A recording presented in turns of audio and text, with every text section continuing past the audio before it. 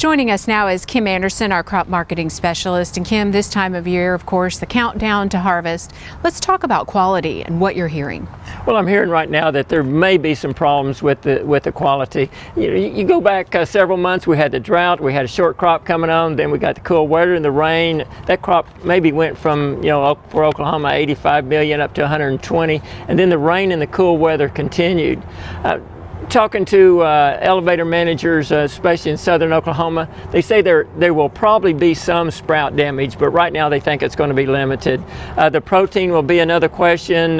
One estimate I heard recently was 11.5%. So right now it looks, if we can get some dry conditions, that the quality will come in at least acceptable. And remember, last year's crop was about 14 average protein, so we can blend out some protein and make this crop just right for milling quality. And then, of course, the big question with all this rain, when will harvest start? Well, as soon as it gets dry, it's going to start. We had the rains come across on Friday, then we should have about 7 days of, it's 20% rain, so maybe the high places will get dry enough, but as soon as it gets dry enough to get them in there, it's going to be moving in southern Oklahoma, and we're going to start getting some wheat in the bin.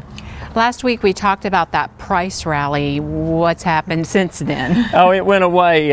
It's incredible. We got that 60-cent rally. I was talking about the July contract breaking $5.60 and maybe running on up. But again, we talked about it was the funds buying that drove that up.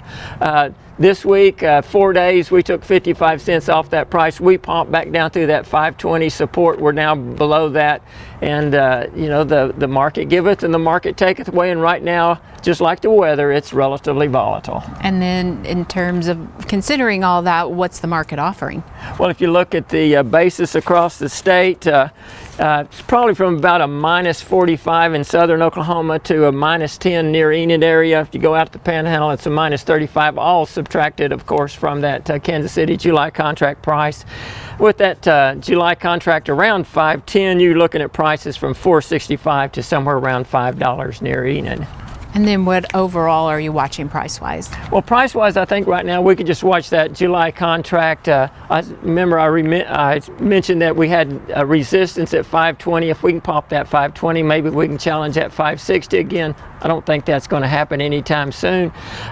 If we stay below 520, we may go down and test 485 on that contract. If we break 485, then we could challenge 450.